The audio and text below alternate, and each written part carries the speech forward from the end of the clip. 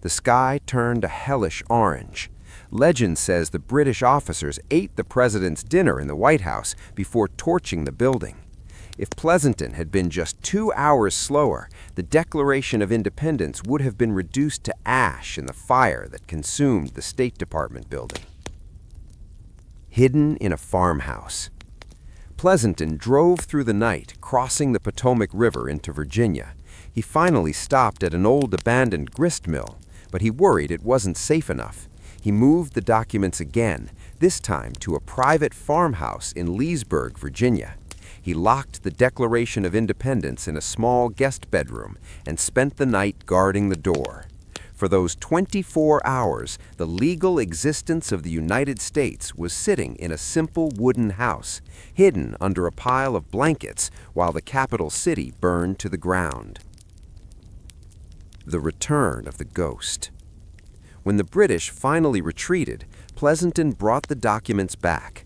The Declaration had survived, but it was changed. The heat, the humidity of the wagon, and the rough handling had taken a toll. The ink was slightly more faded, the parchment was slightly more brittle. This event taught the young nation a hard lesson. Freedom is fragile. The Declaration wasn't just a set of ideas, it was a physical object that could be destroyed by fire or forgotten in a panic. From that day on, the Americans began to realize that they didn't just need to follow the Declaration, they needed to guard it. 1952, the present day. For over 150 years, the Declaration of Independence was a nomad. It had survived the jolting wagons of the Revolution, the damp basements of the War of 1812, and the sun-drenched walls of the Patent Office. But by the mid-20th century, a terrifying truth became clear. The Declaration of Independence was disappearing. The ink was flaking. The parchment, made of animal skin, was breathing the humid, polluted air of Washington, D.C., causing it to expand and contract until it was literally tearing itself apart. The signatures, the bold marks of Hancock, Jefferson, and Adams, had faded into ghostly yellow shadows. The United States government realized that if they didn't act, the birth certificate of the nation would become a blank sheet of skin within a few generations. They decided to launch the most sophisticated preservation project in human history. The Argon Chamber, a breath of immortality. In 1952, the document was moved to its final home in the National Archives Rotunda. But it wasn't just placed behind glass. Scientists from the National Bureau of Standards developed a high-tech tomb. They realized that oxygen was the enemy.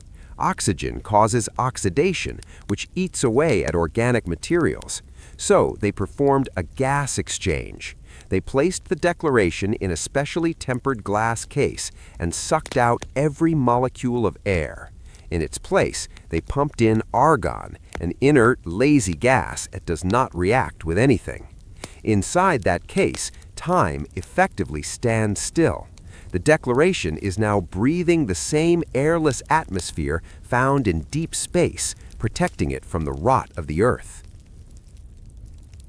The battle against light. The second great enemy was ultraviolet light. For decades, the sun had been bleaching the document.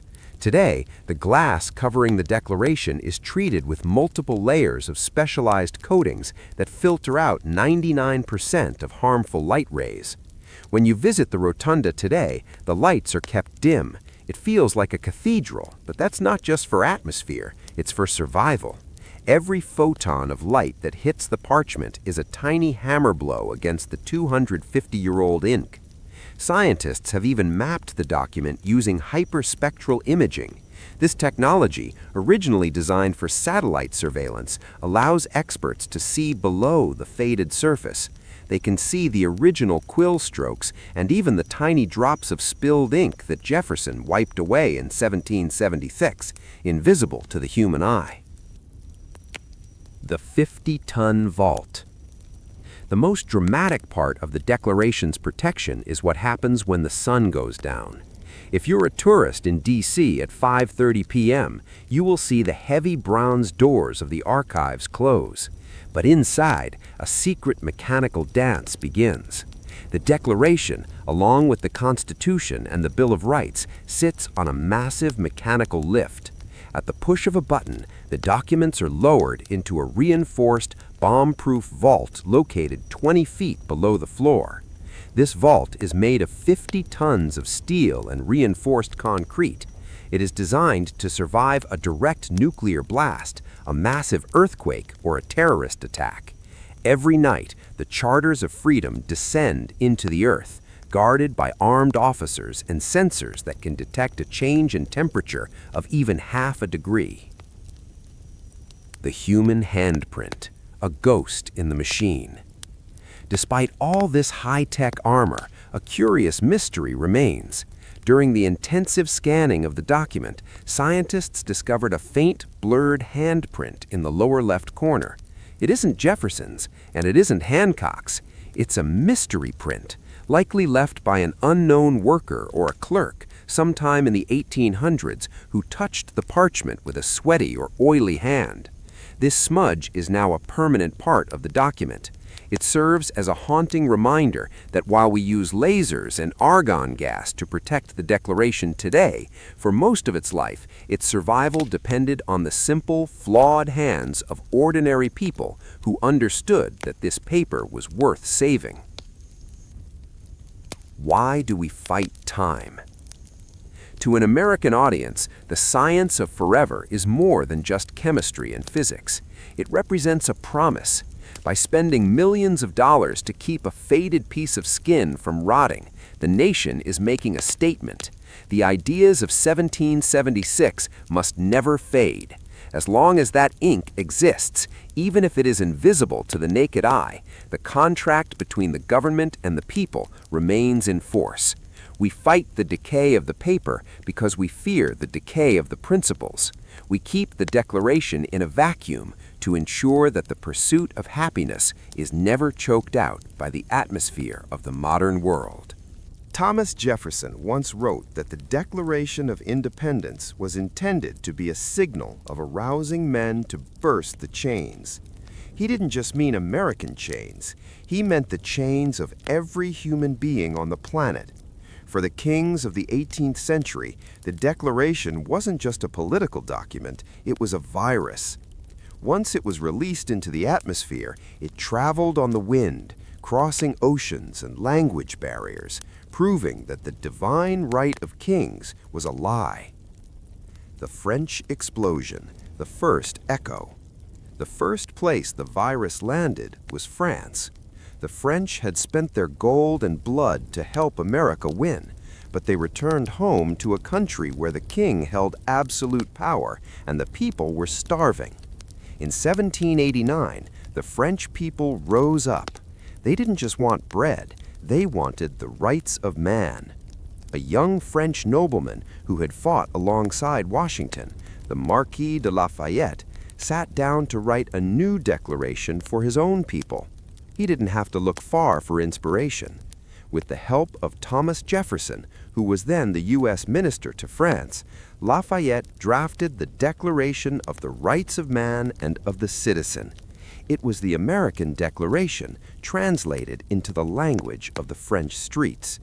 The spark from Philadelphia had jumped across the Atlantic and burned the Bastille to the ground. The Haitian Revolution, the radical truth. But the most shocking echo of 1776 happened in the Caribbean, on the island of Saint-Domingue, modern-day Haiti. This was a colony built on the most brutal form of slavery. When the enslaved people there heard the words, "All men are created equal," they took it more literally than the American founders ever intended. Led by Toussaint Louverture, they rose up against their French masters. They argued that if the Americans have the right to rebel against a king for a tax on tea, then they certainly had the right to rebel against a system that treated them like animals. In 1804, Haiti became the first free black republic in the world. the Declaration of Independence had become a weapon for the most oppressed people on earth, proving that once you tell a man he has inalienable rights, you can never truly own him again. The Latin American liberators. In the early 1800s, the contagion spread south. Simón Bolívar, the man who would liberate 6 nations from Spanish rule, carried the American Declaration of Independence as his political Bible. He looked at the 27 grievances against King George and saw the exact same patterns in the Spanish monarchy. Across South and Central America, leaders like José de San Martín and Bernardo O'Higgins used the American model to justify their own wars for independence. The map of the world was being redrawn not by kings, but by the pens of revolutionaries who were all quoting a 33-year-old lawyer from Virginia. The modern echo, from Ho Chi Minh to the Berlin Wall. The power of 1776 didn't stop in the 1800s. It stayed alive through the bloodiest centuries of human history. Vietnam, 1945. After World War II, Ho Chi Minh stood in Hanoi and began his own Declaration of Independence with the exact words, "All men are created equal. They are endowed by their Creator with certain inalienable rights." Even though he would later become an enemy of the U.S., he used Jefferson's words because they were the only words powerful enough to challenge global empires. The Iron Curtain, 1989. When the people of Eastern Europe rose up to tear down the Berlin Wall, they weren't just looking for capitalism, they were looking for the consent of the governed. In the protests in Prague and Poland, the spirit of 1776 was visible in the eyes of people who had been silenced for decades. The Final Vision, a document for the human race. The Declaration of Independence is often called the most important document in the history of the world because it changed the definition of a human being. It transformed subjects into citizens. It moved the source of power from the throne to the town square. Today, when we see a protester in a distant country holding a sign that demands dignity, or a woman fighting for the right to go to school, or a worker demanding a fair wage, they are all, in their own way, signing their names to the bottom of that faded parchment in Philadelphia. The revolution that started in 1776 has never ended. It is a work in progress. It is a living flame that passes from one hand to another, across every border and through every century. As long as there is a single person on this planet who is told they have no rights, the Declaration of Independence is still being written. The Internal War of 1776. We must now go back deep into the sweltering heat of June 1776 to look at the most haunting what-if in human history. To understand the American Declaration, you must understand what was deleted. This is the chapter of the story that most people don't know, and it is the key to understanding the deep wounds that still exist in the United States today. The secret paragraph. When Thomas Jefferson sat down in his rented room to write the first draft, he didn't just attack the king for taxes. He wrote a blistering 160-word paragraph that attacked the king for the Atlantic slave trade. Jefferson, a man who owned hundreds of slaves himself, wrote words that were so radical they almost glowed on the page. He accused King George III of waging cruel war against human nature itself, violating its most sacred rights of life and liberty in the persons of a distant people who never offended him, captivating and carrying them into slavery in another hemisphere. In this draft, Jefferson called the slave trade an execrable commerce, a disgusting business, and an assemblage of horrors. This was a moment where the revolution could have changed the fate of millions of people before the country was even born. The great silence in the hall. On July 2nd, When the delegates began editing Jefferson's work, they reached this paragraph. The room went cold. The air became thick with a different kind of tension. The delegates from South Carolina and Georgia stood up. They made it clear, if this paragraph stayed in the Declaration, they would walk out. They would not join the revolution. They would let the British crush the North. At the same time, many northern merchants in Rhode Island and Massachusetts who made their fortunes building the ships that carried enslaved people shifted uncomfortably in their seats. They didn't want the commerce stopped either. The scalpel of compromise. For the sake of unity, the Congress decided to cut the paragraph. They used their quills like scalpels, slicing out the condemnation of slavery. They chose the union of the colonies over the liberty of the enslaved. Jefferson sat in the corner, watching in agony as his most passionate words were struck through with ink. He later wrote that the clause was struck out in compliance to South Carolina and Georgia. The cost of a deleted line. By deleting that paragraph, the founders avoided a split in 1776, but they guaranteed a civil war in 1861. By leaving the original sin of slavery out of the Declaration, they left a ticking bomb in the heart of the new nation. For the next 89 years, every time an American spoke about liberty, the ghost of that missing clause haunted them. It was the unpaid debt of the Revolution. It meant that while the white colonists were celebrating their freedom from a king, millions of black men, women, and children remained in chains under a tyranny far worse than any tax King George had ever dreamed of. The redemption of the words. But here is the incredible power of the Declaration. The words were stronger than the men who edited them. Even though the specific clause against slavery was removed, the preamble, "all men are created equal," remained. Those 5 words became a Trojan horse. Once they were written into the foundation of the country, they could never be taken back. Years later, abolitionists like Frederick Douglass, who had escaped slavery himself, used the Declaration as his primary weapon. He didn't say the Declaration was a lie. He said the Declaration was a promise that America had not yet kept. He famously asked, "What to the slave is the 4th of July?" forcing the nation to look into the mirror of its own founding document. The final lesson. To a U.S. audience, this is the most emotional part of the story. It shows that the Declaration wasn't a perfect document written by perfect men. It was a flawed document written by men who were afraid. But they were men who accidentally gave the world a standard so high that eventually forced their descendants to fight and die to fulfill it. The story of the Declaration isn't just a story of triumph. It is a story of a long, painful struggle to make the reality of America match the poet. While the Romans were obsessed with the shimmering beauty of silk, the most world-altering items traveling the Silk Road weren't fabrics or spices. They were ideas and technologies. If you think of the Silk Road as the ancient internet, these inventions were the software updates that crashed the old systems of Europe and the Middle East, launching them into a new age.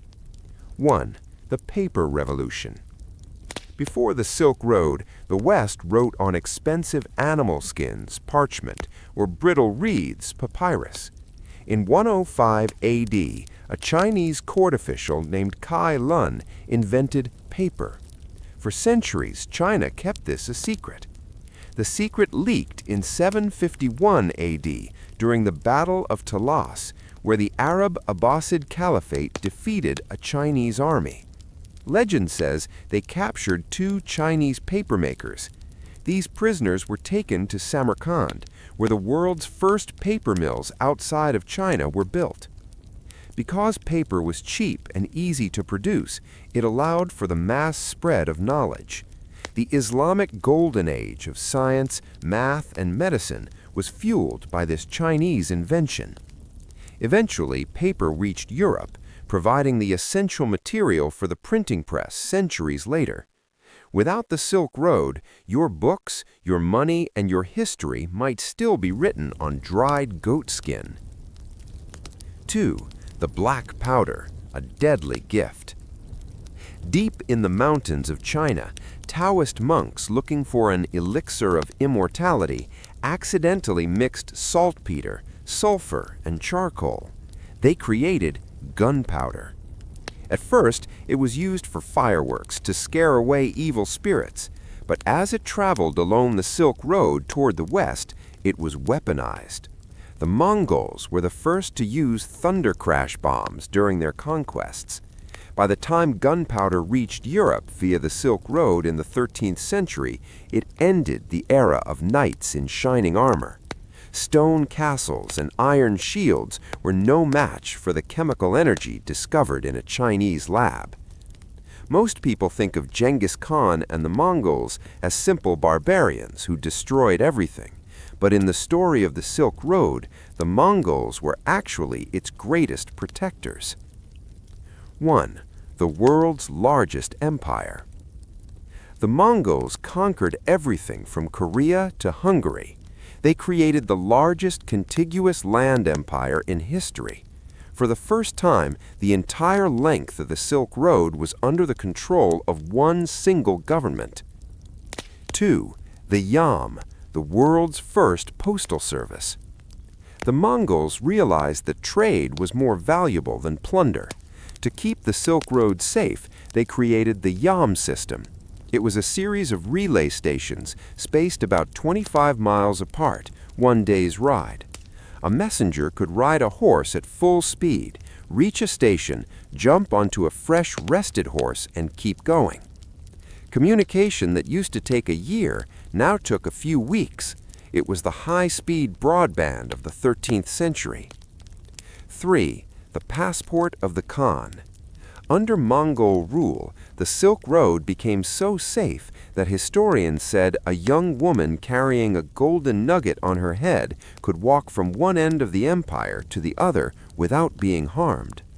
The Mongols issued a paisa, a metal tablet that acted as an international passport. If you carried a gold paisa, it meant you were under the protection of the Great Khan. Anyone who harmed you would face the total destruction of their village. This safety allowed a young Italian named Marco Polo to travel all the way to China and bring back stories that would inspire Christopher Columbus 200 years later. The Silk Road was a bridge for wealth and wisdom, but a bridge allows anything to cross, including death. In the mid-14th century, the same Mongol trade routes that brought silk and spices to Europe brought a microscopic hitchhiker, the Yersinia pestis bacteria. Carried by fleas on black rats that lived in the grain bags of Silk Road caravans, the Black Death moved from Central Asia to the ports of the Black Sea. 1. The Siege of Kaffa. In 1346, a Mongol army was besieging the Italian trading port of Kaffa. A plague broke out among the Mongol soldiers. In one of the first recorded instances of biological warfare, the Mongols allegedly used catapults to hurl their plague-infested corpses over the city walls. The Italian merchants fled the city in their ships, heading for Sicily and Venice. They didn't know they were carrying the end of the world with them. 2. The Great Collapse. The Silk Road, which had connected the world, now became the vein that pumped poison through it. The plague killed nearly 50% of Europe's population and millions more in China and the Middle East. The Silk Road began to fall silent. Trade stopped. Cities were abandoned. The global web had collapsed under the weight of its own connectivity. As the Mongol Empire crumbled and the plague decimated populations, the land routes became dangerous again. Local warlords began to demand massive taxes from the caravans. In Europe, the price of spices and silk skyrocketed. Merchants began to ask a dangerous question.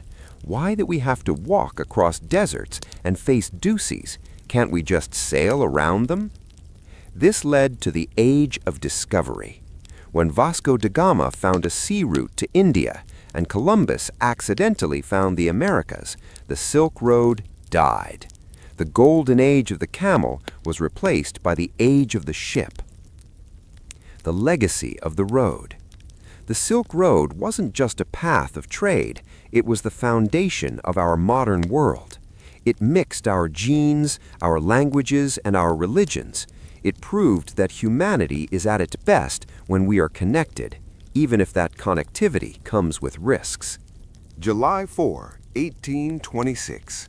The final mystery.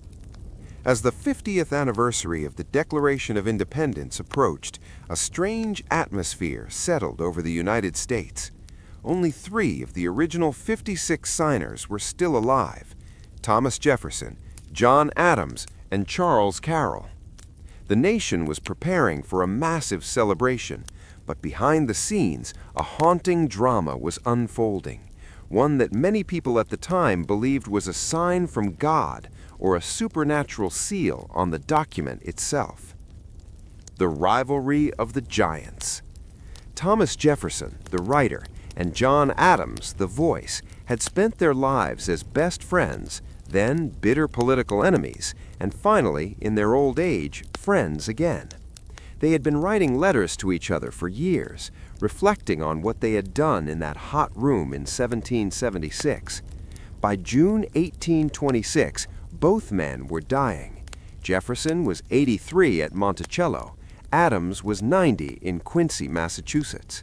Both were bedridden, their bodies failing, but their minds were locked on a single goal. They wanted to stay alive until the 4th of July. The midnight vigil. At Monticello, Jefferson was drifting in and out of consciousness. His doctor recorded that Jefferson would wake up and ask, "Is it the 4th yet?" He was holding on by sheer force of will. When the clock finally struck midnight and the calendar turned to July 4th, Jefferson breathed a sigh of relief. He survived until the early afternoon, dying at roughly 12:50 p.m., exactly 50 years to the day after the Declaration was adopted. The final words of John Adams. Hundreds of miles to the north, John Adams was also fading. He didn't know that Jefferson had died just hours earlier. As the sound of cannons and bells celebrating the 50th anniversary echoed from the town square below his window, Adams took his final breath. His last whispered words were, "Thomas Jefferson survives." He was wrong about Jefferson being alive, but he was right about the legacy. The 2 most important architects of American liberty had died on the same day, on the most significant anniversary in the history of the country. The odds of this happening by chance are roughly 1 in 365,000. To the American public of 1826, this wasn't a coincidence. It was a divine confirmation that the Declaration was a sacred work. The curse of the 3rd signer. The only man left was Charles Carroll of Carrollton. He was the only Catholic signer and the wealthiest man in the Congress. He lived for another 6 years, becoming a living ghost of the Revolution. People would travel for miles just to touch his hand, hoping to feel a connection to the sacred 56. When Carroll finally died in 1832, the age of the founders officially ended, but a mystery remained. Why did so many of the signers face such tragic ends? The price of treason. If you look at the statistics of the 56 signers, a pattern of sacrifice emerges. 5 were captured by the British and tortured as traitors. 12 had their homes ransacked and burned to the ground. 2 lost sons in the Revolutionary Army. 9 died from wounds or hardships suffered during the war. Over a dozen were left completely bankrupt, their fortunes vanished. To some, this was the curse of the Declaration, the idea that the king's vengeance followed these men to their graves. But to others, it was the ultimate proof of their sincerity. They didn't sign for glory. They signed knowing they were inviting a storm of fire into their lives. The invisible ink of honor. Today, there's a legend that if you look at the Declaration under a certain light, you can see more than just names. You see the collective soul of a group of men who were willing to vanish from history so that their ideas could live.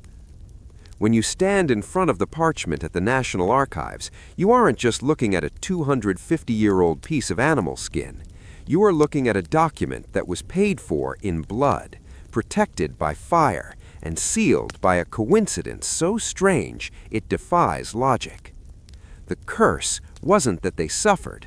The curse was that they had to leave the world before they could see just how much they had changed it. The final frontier of liberty. There is one more story to tell, the most important one of all. It is the story of the 57th signature. If you look at the bottom of the original parchment, there is a large space below the names of the delegates. Historically, that space was left for those who couldn't be in Philadelphia, but metaphorically, that space has been left open for you. The paradox of the perfect document. The greatest secret of the Declaration of Independence is that it was never meant to be a finished masterpiece. It was a living document. The founders were smart enough to know that they didn't have all the answers. They were building a system of self-correction. They wrote, "Whenever any form of government becomes destructive of these ends, it is the right of the people to alter it or abolish it." They gave future generations the legal permission to change the country. They weren't creating a prison of old ideas. They were creating a platform for new ones. The voices from the silence. Think about who wasn't in the room in 1776.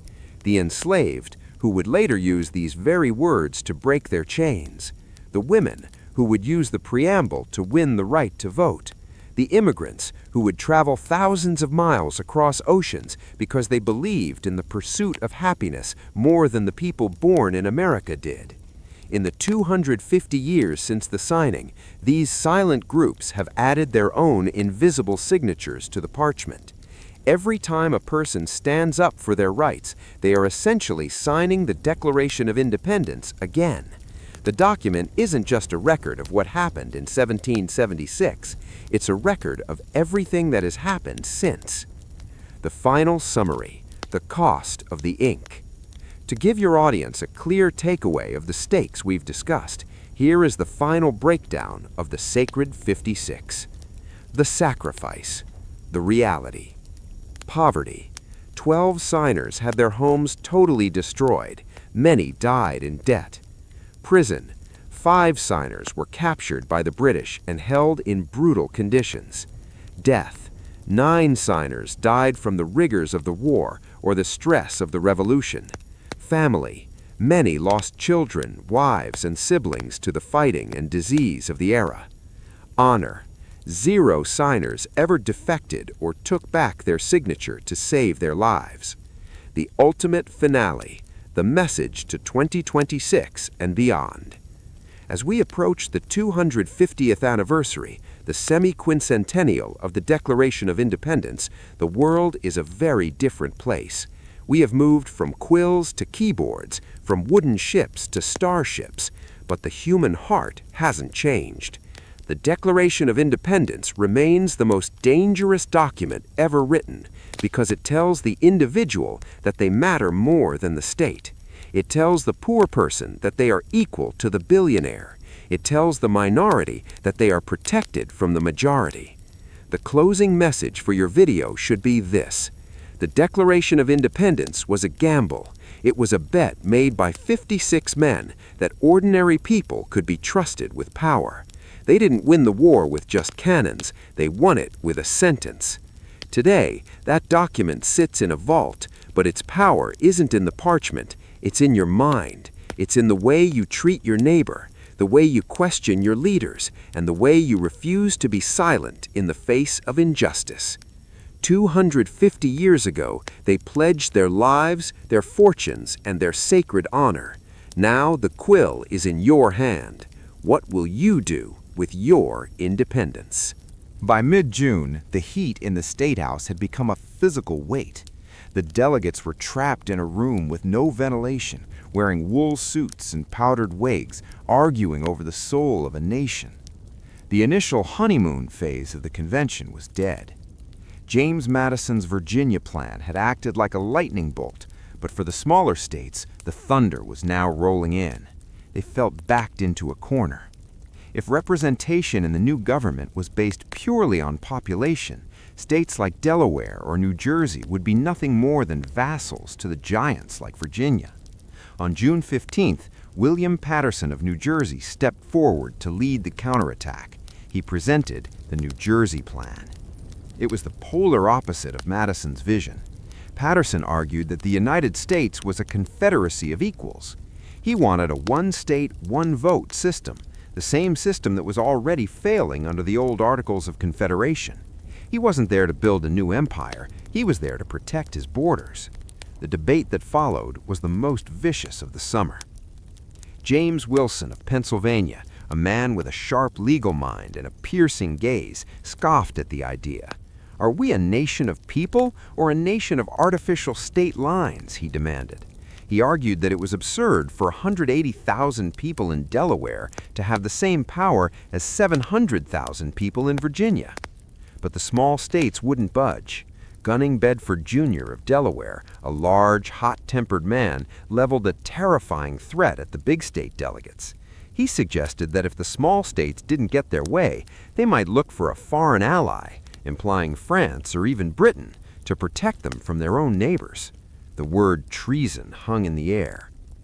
At this moment, the youngest and most ambitious man in the room, Alexander Hamilton, lost his patience. In a grueling 6-hour-long speech, he told the delegates that both plans were weak. Hamilton, a man who grew up an orphan in the Caribbean and had no loyalty to any specific state, proposed a government that looked dangerously like a monarchy.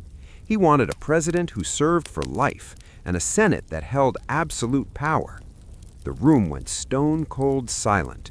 Hamilton had gone too far. His speech was so radical that it actually served a strange purpose. It made Madison's Virginia plan look moderate by comparison. However, the deadlock remained. The convention was paralyzed. One delegate wrote in his diary that he despaired of seeing any outcome but civil war.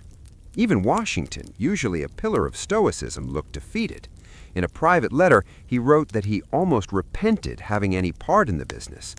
The delegates were at each other's throats. They were tired, they were homesick, and they were broke. The great experiment was inches away from shattering into 13 separate warring countries. Then, just as the convention reached its breaking point, a man from Connecticut named Roger Sherman, a former shoemaker with a reputation for being as cunning as a fox, rose to speak. He had a compromise, but it would require both sides to give up something they cherished. Chapter 4: The Great Compromise and the Brink of Failure. The Connecticut Compromise was simple on paper, but a nightmare to negotiate. Sherman proposed a bicameral or two-house legislature. The House of Representatives, based on population, to satisfy the big states. The Senate, equal representation for every state to satisfy the small states. It seemed like the perfect middle ground, but the nationalists, Madison and Wilson, hated it. They felt that giving a small state like Rhode Island the same power in the Senate as Virginia was a confession of failure. For 2 weeks, the delegates fought over every word. The air in Philadelphia was thick with a coming storm. On July 2nd, a vote was taken on the compromise. The result? A dead tie. The room was in shock. A tie meant no progress. It meant the convention was over. The delegates decided to take a break for the 4th of July. While the citizens of Philadelphia celebrated the 11th anniversary of the Declaration of Independence with parades and beer, the delegates wandered the streets like ghosts. They knew that if they didn't fix this by Monday, the United States of America would likely cease to exist before the year was out. During this break, the miracle began to happen in the shadows. In taverns and back alleys, delegates from different states began to talk, not as politicians, but as men who didn't want to go home as failures. Franklin, the oldest man there, hosted dinners where he used humor and wine to soften the tempers of the younger, angrier men. When they returned to the State House, the mood had shifted. It wasn't a sudden burst of friendship. It was a grim realization of necessity. On July 16th, by a single vote, the Great Compromise passed. The small state rebellion was over. The framework of the U.S. Congress was born. But as the delegates exhaled in relief, a darker, more poisonous cloud began to drift over the assembly. They had solved the problem of how to count people. Now they had to face the most shameful and explosive question of all: who counted as a person? The issue of slavery was about to take center stage, and it threatened to burn the entire House down. With the Great Compromise settled, a fragile peace settled over the Pennsylvania State House, but it was a peace built on top of a powder keg. The delegates had decided that the House of Representatives would be based on population, but that led to a question that would haunt American history for centuries. How do you count the enslaved? The room split again, but this time it wasn't big states versus small states. It was North versus South. The Southern delegates, led by the fierce and eloquent Charles Pinckney of South Carolina, were blunt. They viewed their property, the hundreds of thousands of enslaved black people, as the backbone of their economy. They demanded that these people be counted as a full person for the purpose of representation. This would give the South more seats in Congress and more power to protect the institution of slavery. The Northern delegates were outraged by the hypocrisy. Gouverneur Morris of Pennsylvania, a man with a wooden leg and a piercing wit, stood up and delivered one of the most scathing speeches of the convention. He lashed out at the South Carolinians, calling slavery a nefarious institution and a curse of heaven. "Upon what principle shall the slaves be computed in the representation?" Morris shouted, his voice echoing off the high ceilings. "Are we a nation of people or a nation of artificial state lines?" he demanded. He argued that it was absurd for 180,000 people in Delaware to have the same power as 700,000 people in Virginia. But the small states wouldn't budge. Gunning Bedford Jr. of Delaware, a large, hot-tempered man, leveled a terrifying threat at the big state delegates. He suggested that if the small states didn't get their way, they might look for a foreign ally, implying France or even Britain, to protect them from their own neighbors. The word treason hung in the air. At this moment, the youngest and most ambitious man in the room, Alexander Hamilton, lost his patience. In a grueling, 6-hour-long speech, he told the delegates that both plans were weak. Hamilton, a man who grew up an orphan in the Caribbean and had no loyalty to any specific state, proposed a government that looked dangerously like a monarchy. He wanted a president who served for life and a Senate that held absolute power. The room went stone-cold silent. Hamilton had gone too far. His speech was so radical that it actually served a strange purpose. It made Madison's Virginia plan look moderate by comparison. However, the deadlock remained. The convention was paralyzed. One delegate wrote in his diary that he despaired of seeing any outcome but civil war. Even Washington, usually a pillar of stoicism, looked defeated. In a private letter, he wrote that he almost repented having any part in the business. The delegates were at each other's throats. They were tired, they were homesick, and they were broke. The great experiment was inches away from shattering into 13 separate warring countries. Then, just as the convention reached its breaking point, a man from Connecticut named Roger Sherman, a former shoemaker with a reputation for being as cunning as a fox, rose to speak. He had a compromise, but it would require both sides to give up something they cherished. Chapter 4: The Great Compromise and the Brink of Failure. The Connecticut Compromise was simple on paper, but a nightmare to negotiate.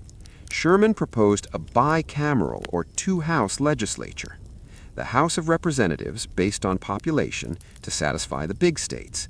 The Senate, equal representation for every state to satisfy the small states. It seemed like the perfect middle ground, but the nationalists, Madison and Wilson, hated it. They felt that giving a small state like Rhode Island the same power in the Senate as Virginia was a confession of failure. For 2 weeks, the delegates fought over every word. The air in Philadelphia was thick with a coming storm. On July 2nd, a vote was taken on the compromise. By mid-June, the heat in the State House had become a physical weight. The delegates were trapped in a room with no ventilation, wearing wool suits and powdered wigs, arguing over the soul of a nation. The initial honeymoon phase of the convention was dead. James Madison's Virginia plan had acted like a lightning bolt, but for the smaller states, the thunder was now rolling in. They felt backed into a corner. If representation in the new government was based purely on population, states like Delaware or New Jersey would be nothing more than vassals to the giants like Virginia. On June 15th, William Paterson of New Jersey stepped forward to lead the counterattack. He presented the New Jersey Plan. It was the polar opposite of Madison's vision. Paterson argued that the United States was a confederacy of equals. He wanted a one-state, one-vote system, the same system that was already failing under the old Articles of... By August, the delegates were exhausted.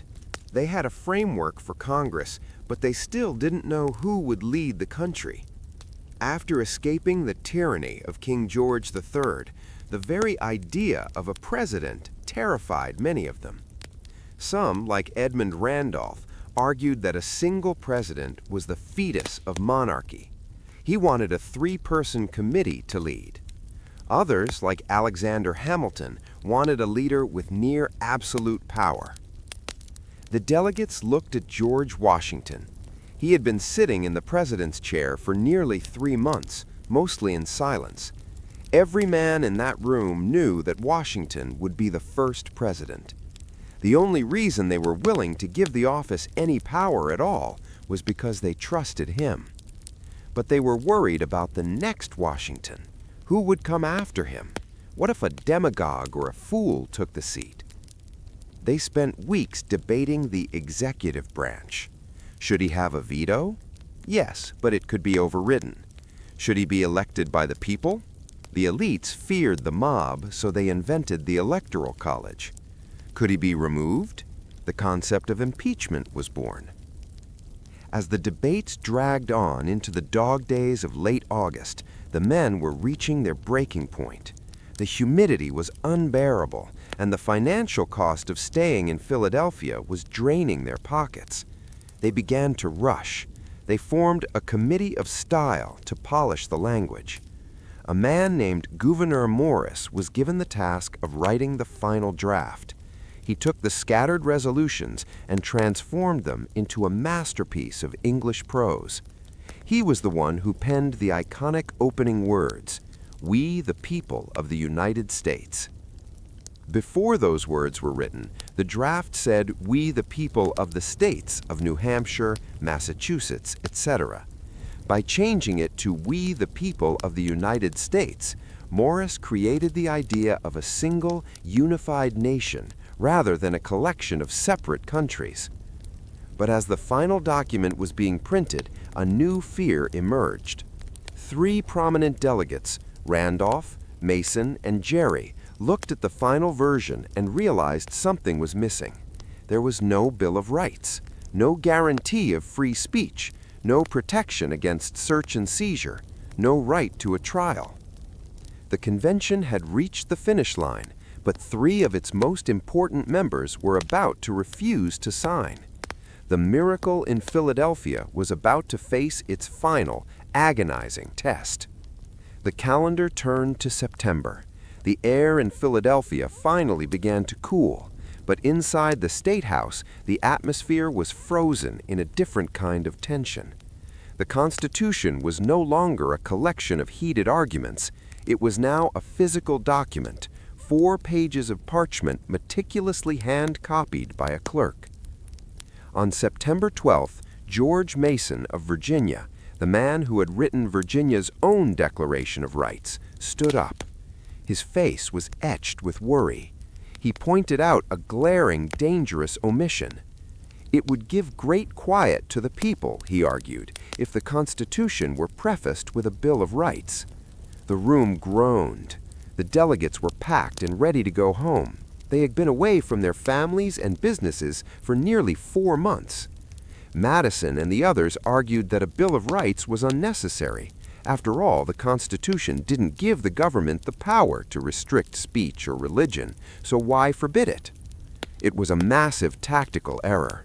Mason, along with Edmund Randolph and Elbridge Gerry, felt that without these protections, the new central government would eventually become a monstrous aristocracy. They warned that they would not sign the document unless a Bill of Rights was added. Monday, September 17th, 1787, the final day. The 55 men who had started the summer had dwindled to 41. They gathered one last time in the same room where they had sweated, shouted, and schemed. The finished Constitution lay on the table. Benjamin Franklin, now 81 years old and so frail he had to be carried to the sessions in a sedan chair by prisoners from the local jail, rose to speak. Because his voice was weak, he had a friend read his speech for him. It was a masterclass in diplomacy. Franklin admitted that there were several parts of the Constitution he did not approve, but he added, "I consent, sir, to this Constitution because I expect no better, and because I am not sure that it is not the best." He urged every man in the room to doubt a little of his own infallibility and sign the document for the sake of unity. One by one, the delegates stepped forward to the front of the room. George Washington went first. He signed his name in a bold, firm hand. As the other delegates followed, a heavy silence fell over the room. This was a high-stakes gambling. They were essentially overthrowing the existing government of the United States and replacing it with something entirely experimental. If it failed, they wouldn't just be remembered as failures, they could be hanged as traitors.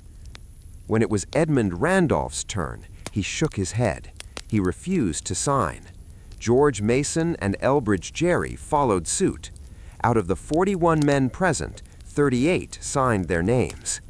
As the last signatures were blotted with sand, Benjamin Franklin looked towards the president's chair, where Washington had sat all summer. On the back of the chair was a carving of a sun peeking over the horizon. Franklin leaned over to a few delegates sitting near him and whispered, "Painters have found difficult to distinguish in their art a rising from a setting sun. I have often and often in the course of the session looked at that behind the president without being able to tell whether it was rising or setting. But now at length I have the happiness to know that it is a rising and not a setting sun." The delegates filtered out of the room and headed to the city tavern for a final dinner. They had done it. They had created a blueprint for a nation that could grow, adapt, and survive. But as they drank their wine, they knew the real battle was just beginning. The Constitution was just a piece of paper until the people of the 13 states agreed to it.